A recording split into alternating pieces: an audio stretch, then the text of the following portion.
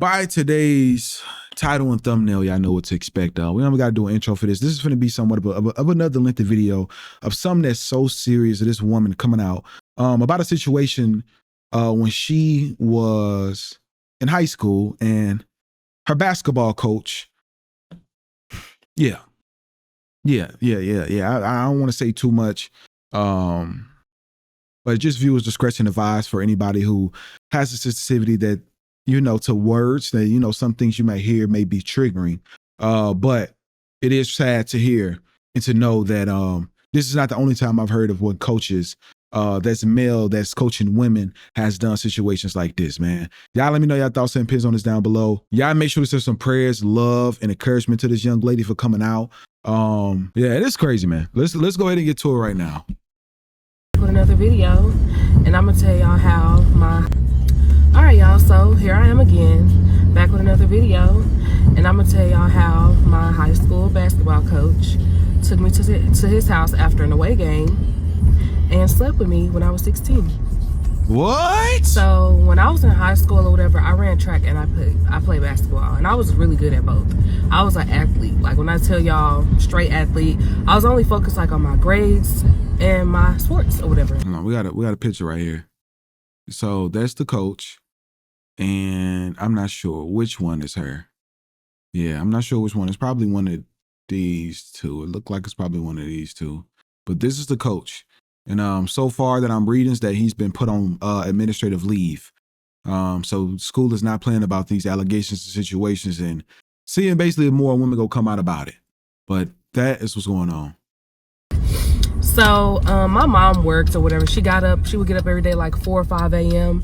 and my mom wouldn't get off work until about like evening time. So she had to beat traffic. My mom probably would make it home by 5. My mom was the type of mom that was like, okay, if you have to go to tutoring, if you have to do any other extracurricular activities, etc., you're gonna have to find your own way home. Period, point blank. I'm not giving you a ride. I'm not picking you up. None of that. If you can't catch the bus, like, I don't know, you got to find your own way home. That's how that started. So, I played basketball from like 5th grade up. So I would say I was 16 because I graduated when I was 17. So this had to be my junior year in high school. We had a new male basketball coach, whatever. And everything, it was normal at the beginning, right? So mind y'all, I'm very, I don't want to say grown for my age, but I was very mature at a very young age. So I was experiencing a lot of stuff. I went through a lot of stuff. So me being 16, like I knew how to hold a intellectual conversation. Like it wasn't just like, oh, I didn't have like a bird brain. I'm not even gonna say that. Let me scratch that. I didn't have like a childlike mind at 16. At 16, I thought I was grown, and not in the sense of like being fast, but I was just mature. Like I'm not like the rest of these girls or whatever. Like I'm more advanced than I should be, honestly. So we had got a new basketball coach or whatever. First impression, it was like, okay, he was normal. Like, y'all in school, girls or guys, they'll see a teacher, they'll see a coach or whatever, they'll be like, oh, they fine or whatever. I never really looked at him like that. You know what I'm saying? Like, I was just so focused on my grades in school, I really didn't look at him like that. So I'll see, on and on in the season, I didn't have a lot of rides. So he knew that, and I was like one of the star players on the basketball team. So like obviously you want your star player or one of your star players to make it to practice and make it to the game. So he started giving me rides home after the games. So I can't even tell you, I'm pretty sure that was not legal. I don't know if coaches are able to give, but anyways, I digress. He ended up being my ride home after the games or whatever. Right. So yeah, so it was one after away game. I think we were playing like Kimball or somebody. Like I can't remember what school, or it could have been No, I forgot what school we were playing. But that's besides the point. So, anyways, like I'm gonna go back. I'm not gonna tell y'all about that. I'm gonna tell y'all how everything led up to this point. So, obviously, I was not my senior year. I think I was captain. Junior year, I was co-captain. I always started in the games, obviously, because I was that girl. But anyways, that's not about that. So I would have to get the keys from him to go to the locker room or the ballroom to, get the balls and get everything set up for practice. So, you know, this day it was just like a normal day. I'll go to him like, hey coach, like whatever, can I get the keys, you know, set up for practice or whatever. So one, like he handed me the keys, but he could like kind of like rub my hand like when he gave me the keys or whatever. And that was when I knew, like, okay, he on a different. So mind you, like when me and him would talk or whatever, we'll be in a group setting, like I would see him like giving me the eye and stuff, and like it was just very like, I'm not even gonna say innocent because it was kind of known. Like I kind of felt like he was like feeling me. Like it's weird to say, but I kind of felt this like tension. Right. And so that was the first time he actually like physically, you know, like touched me. So I got the keys or whatever, I ignored it. The next day or two or so, like, you know, we had practice again, so I'm always the one setting up for practice. So I was like, coach, I get the keys or whatever. So he ended up doing. Yeah, they were way too close. Like, I'm gonna be honest, unless it's somebody I'm completely close with me as being a parent and knowing how predatory things can be when it comes to men and women of the ages of any age, honestly. One-on-one environments, I don't think I'll be able to let my daughter be. So I'm just confused on even how did the parents trust this grown man with being in a situation like this. It don't matter. I don't know. I don't put stuff past nobody. But it's the fact that they were always alone. Like, I don't know. Like I said, it just depends if there's an uncle, it's a family member. Sometimes they don't even matter, but it's just weird. Like, you know, I don't know. I feel like I wouldn't let that happen. I don't care if my daughter didn't have a ride to school or not. You're not riding home one-on-one with no grown man coach, especially late night after practice. That's just, yeah. Doing it again. And y'all, like, it came to a point where we was just doing that for a little while. And I actually started to reciprocate. Like, I was like, you know, I was like, when he would give me the keys, I started rubbing on him too. So it was one point, like, I had went to go get the balls or whatever, and he followed me into the room. And so, like, we had like a washer dryer setup type of deal. And I was in there like getting, it was a game day or whatever. So yeah, I remember like it was a game day. You know, I had to go put the jerseys and everything in the washer, make sure everybody's jerseys, make sure all the uniforms and stuff is clean. So I went there, he came in there after me or whatever. And like, you know, I was bent over getting the jerseys out the dryer. And like he came in, like he like brushed his, you know, up behind me or whatever. So I'm like, oh, okay. That's crazy. So it wasn't this particular game, but that was like the second big, you know, physical interaction that had happened between us or whatever. So I'm not gonna say it wasn't that game day. It was probably like the next away game. You know, he had to take me home. So I guess on the way, like he was just basically like, you want to come back to my apartment? So I'm like, I mean, I guess, like, I mean, my mom, you know, she think I'm at a game or whatever. She don't know when my games are over with, this, that, and the other, whatever. Yeah. So yeah, y'all. So we ended up going back to his apartment. Mind y'all, like around this time I was 16, so I lost my V card at 14. I had just had my first encounter with the guy at 16. I think it was 16. I actually like, you know, had with a guy on my own or whatever. So he was probably like the third guy I ever slept with in my life. So we get to the point, whatever, he makes him a drink. He asked me if I want to drink. Mind you, I'm an athlete. I didn't smoke. I didn't drink. I didn't do nothing. But it was just like, you know what, like whatever. So he predatory, man. This dude knew 100%. 100% he knew what he was doing. And I don't want to hear anybody talking about some, well, she wanted to. Nah. That's why it goes back to what I told you. There's just no way I'm telling my daughter to find her own way home. It's no way. It starts at home. In this entire situation, yeah. And a lot of times in situations like this, when you be hearing like, oh, I was immature, I was this, a lot of them be traumatized as well. You know, like this, she probably felt in her mind that she was good. But when you get older and you look back at things and you be like, nah, that is messed up. That is very messed up. Like, ended up making me a drink. Y'all know what ended up happening after that? Like, whatever. Like, actually, he took a shower. I took a shower. And then, you know, we was just chilling, like, baby, just grown, like. And back then, I'm thinking like, oh, it's normal. No. So yeah, I'm thinking like, well, I was flirting with him, like, whatever. I'm being grown, you know. I think I'm not gonna disclose his name or whatever, because this was like, it doesn't matter how long ago it was, but obviously I'm 29 now. This was like I was 16. So yeah, so if you was to Seagoville, it was only one male coach at that time, around that time. So if y'all do know who it is, just don't say anything, because it's like, I'm not making these to like air anybody's business or anything like that. I'm just speaking my truth and like just telling y'all about all the stuff that's happened to me, like, seriously. But yeah, so at the time, I'm like, you know, ain't nothing wrong with it. Like, I wanted to do it. But it's like, it goes back to like how men prey on you, like him knowing my situation with my mom, knowing that, oh, I'm not gonna have no ride, like him like, oh, we're spending more and more time together. So it's like he's feeding off of this, my weakness or whatever. So yeah, it's just like, at first, you know, I'm telling him my situation. I'm like, yeah, I'm good at basketball. I want to play basketball. I've been playing basketball, obviously, all middle school, almost all high school, whatever.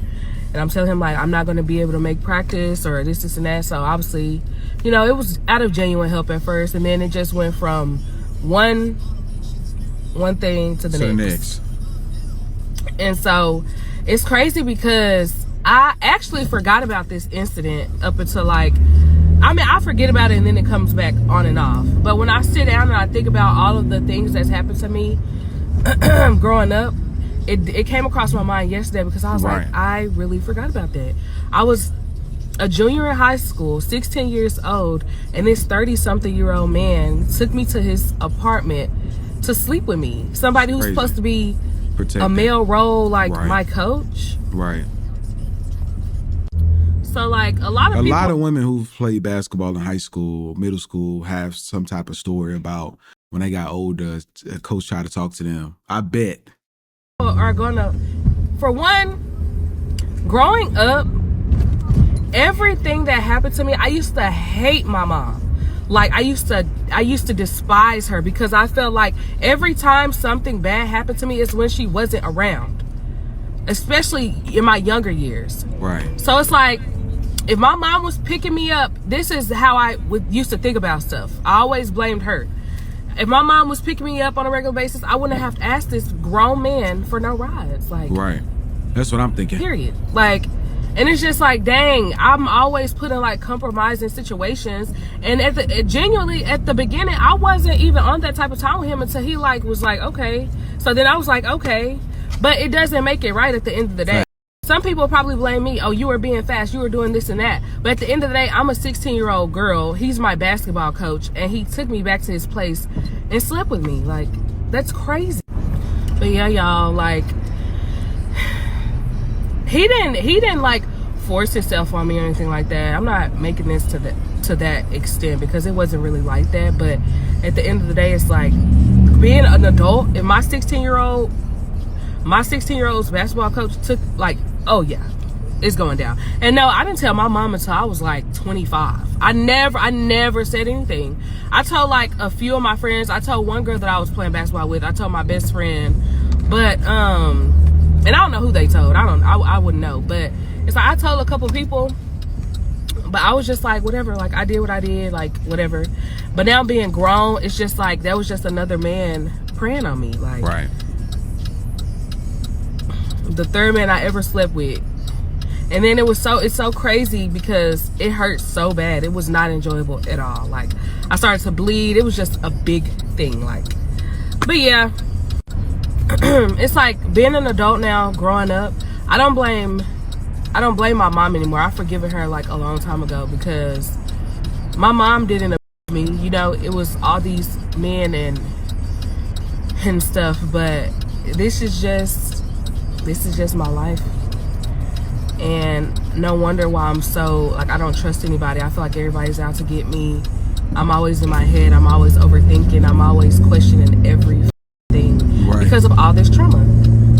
Like, I've had some really good boyfriends, y'all. Y'all know I'm married, but me and my husband's situation is different. But I've had some really good boyfriends, and self-sabotage, don't believe they really love me, just out to get me, da da da da. But yeah, y'all, there's just another story time of how I was used and abused. But hey, I'm here, I'm alive. A little crazy, but I'm alive. If I had a child, they could call me at 3 a.m. and Papa is coming. Like, I don't play that. Like, I don't know. Okay, y'all. So first off, I want to start by saying, I'm looking at these comments on my last video about the situation with my basketball coach. And first thing I want to say, some of these comments are ridiculous. And the fact that there's a lot of women defending this man is crazy. Wow. Because at the end of the day, whether I wanted to or not, or I knew better or not, I was a 16-year-old girl preyed upon by a 30-something-year-old grown man. And it's men in the comments, which, men, y'all never cease to amaze me. But it's just the fact that, how do y'all feel like that's okay? I just don't understand. I will never understand that. So let's get into these comments, because this is crazy. So there's a lot of people saying, oh, 3 bodies at 16, you were fast, blaming me. Y'all love to victim blame. I'm gonna say something, man. No is fast enough to catch up to a grown man. I don't care what any of y'all say. You can unfollow me, you can unsubscribe for me, anything. No is fast enough to catch up to a grown man. Stay talking all of her fast. Watch out. So let me tell y'all this. The first person that I ever had a encounter with me, and I hate that TikTok doesn't allow me to say what I need to say, but my dad took my V card when I had just turned 14 years old. It was the summer going into my freshman year of high school. That was the first person I ever. So that's why. That is why. That's the first person, and that's sad. That is sad. This girl went through something as a teenager. Ever did anything with. And I hate to make it sound so like whatever, but I'm almost 30, and like, yeah, the stuff still bothers me, but I'm just trying to be straightforward and blunt and honest about it. My dad took my V card, point blank, period. I ended up sleeping with a guy like twice after that. Mind you, I was going through so much at the time, like I didn't even know much about that in particular. So yeah. So my basketball coach was the third person that I, had an encounter with. So y'all having this outlook on me as if, oh, I was just fast and I was just doing this and this and that. No, that wasn't the case, because if it was up to me, I wouldn't have lost my virginity, period. Like, and I don't like how y'all steady trying to make it okay. And I did that for so many years. Even when I told my mom, I was like 25 when I finally told my mom, and she was furious. And I get it. But I was still psychologically like, no, I wanted to do it. Right. Even if I wanted to do it, and this is for you bird brain, you know what? I said I wouldn't even go back and forth. So I'm going to just address this and keep it pushing. Even if I wanted to do it, I was 16 years old. There's a thing called statutory. So just because I consent, I was still underage. So I could say all day long, oh, I was mature for my age, and I knew what was going on. I never said that I didn't know what was going on. And it's a lot of y'all in the comments like, oh, you were going, you knew what you were doing. I never said I didn't. Like, let's just make that clear. Even if, like I said, if I wanted to, it doesn't change the fact that there was a grown man in an authority role, my basketball coach, who took me to his house, gave me a drink. Right. No, I don't drink. Obviously, I'm 16. Like, I don't know what other 16-year-olds doing. There were so many kids doing so much that was way more advanced than I was, even with all my trauma and everything. But you gave me a drink, and you did what you did, and we, whatever the case may be. And it wasn't just an awesome experience. It hurt, and I bled, and it was very traumatizing. It was very traumatizing for me. A lot of the questions y'all kept asking, like, did everything go back to normal after that? Yeah. Like, again, I tried to pretend that it didn't happen. I avoided him at all points. I don't know, like, it just felt weird. It just felt weird. We had like a few more games left in the season. I played, just pretend everything was, you know, normal, went to practice, whatever. It wasn't like super awkward because I think it was just like a mutual understanding. Like, I didn't want to do that. Like I said, it was very traumatizing. After the fact, it felt wrong. I knew it was wrong. I knew I shouldn't have been doing it. But at the end of the day, it's like, it happened. I said I would go to his place, whatever, it happened. But yeah, we just both tried to pretend like it didn't happen, pretty much. So that's for everybody who keeps asking, like, so did you continue to play for him? I did continue to play. I finished out the season. I graduated. We never. And for everybody who says I be all over the place in my story times, I have ADHD, and sometimes it's hard for me to like focus on one thing at a time. So I do seem like I'm all over the place. So I do apologize for that. But yeah, if you can't lock in, don't lock in. I'm using my platform to speak my truth. At first it wasn't like I was trying to out him. I didn't really even expect my video to blow up like this, but there's people who already know who he is or whatever. I went ahead and posted his picture in the comments. And at this point, his name is Dedrick Bogard, Coach Bogard, period. There was a story about, a coach at, what is it called? Hold on. So somebody had messaged me, and I'm not going to disclose any names because there was quite a few people that messaged me knowing who he was, because it was a school, what is it called? Moss Point High School in Mississippi.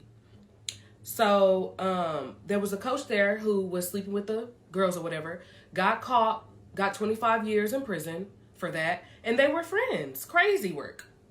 There was multiple girls messaging me how he, you know, was being inappropriate with them and was at this last school. So it's like he left one school to come to another school to be a predator still. Right. So it makes me even more upset that I wish I would have said something back then, but I was literally going through my own trauma with the stuff that happened with my dad, with him doing what he did to me. I was experiencing so much at this time. I wasn't in my right mind at the end of the day. I was a 16-year-old girl fighting demons, literally. Like, so much going on. At the end of the day, it's like, I'm going to continue to speak my truth.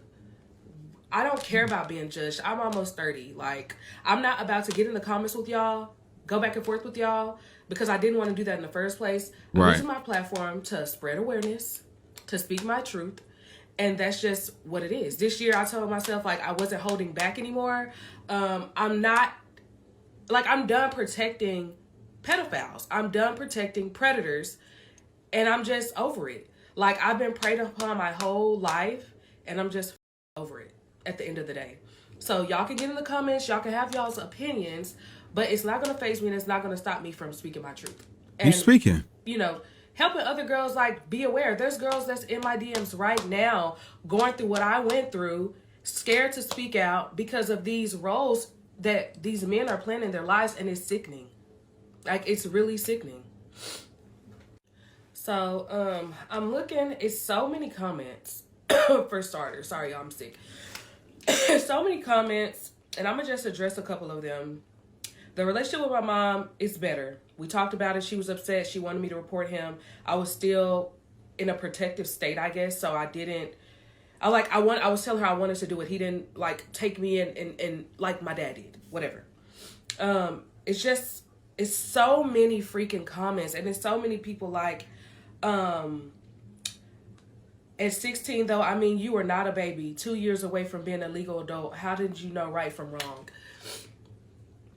Man. Stuff like that. It's like 3 bodies by 16 is crazy. Y'all not even keeping up what I'm putting out, literally. Like, and it's just so many people judge me in the comments, which I really don't care, but it's like, I pray that y'all never have daughters. I pray that y'all never have sons, because women aren't the only ones who get preyed upon. So yeah, like I said, I posted him in the comments. I gave y'all his name. Everybody wanted me to like, it's whatever. Like I said, I'm done protecting. I'm done protecting people. You're doing the right thing, love. It's out. Nothing I can do about that. So yeah, it's a lot of victim blaming in these comments. And I find it quite disturbing. And quite hilarious also because who raised y'all? And what makes y'all think that a 16-year-old boy or girl having interactions with each other, relations, is okay with a 30-something-year-old man or woman? Like, help me understand that. What's y'all's logic behind this? I'm A lot of a 16-year-old girl, or I was a 16-year-old girl in high school. Freshly 16. man, a lot of the time, people don't use context clues, and it's sad. Like, people on the internet, they're going to give their opinion. They're going to rage bait in situations like this because there's no, how can I put it? It's no consequences for the things that they say and the things that they do, unfortunately. And yes, ma'am, you were a victim, unfortunately, but I'm glad that it seemed like it was a different energy from the first part and the second part.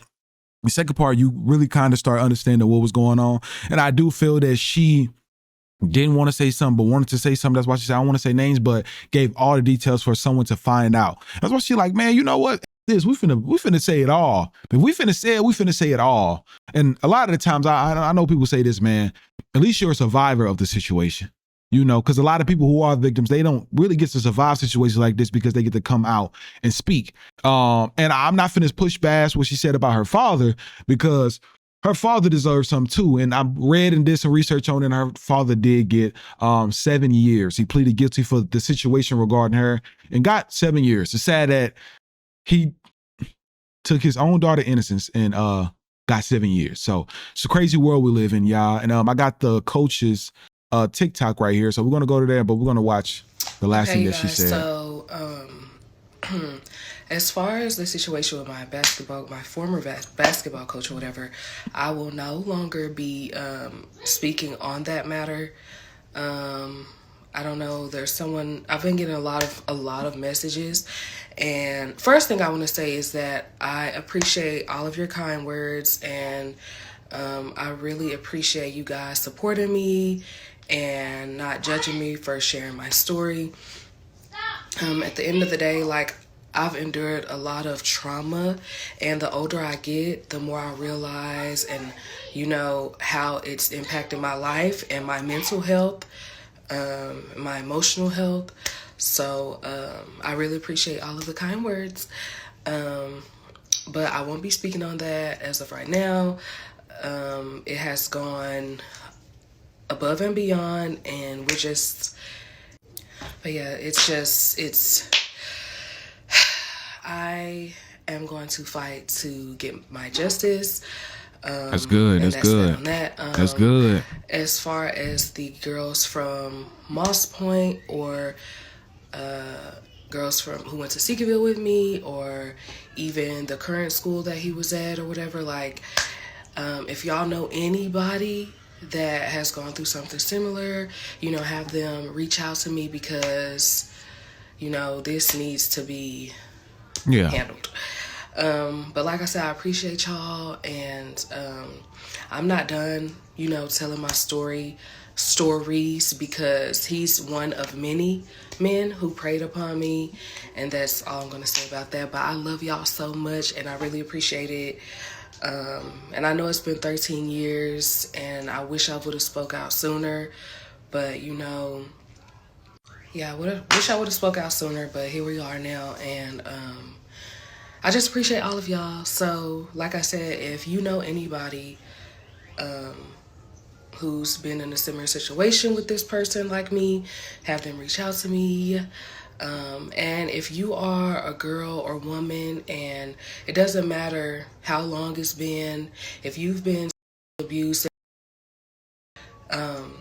you should speak up, because it's not okay for us to walk around emotionally damaged, physically damaged, while these men continue to go free.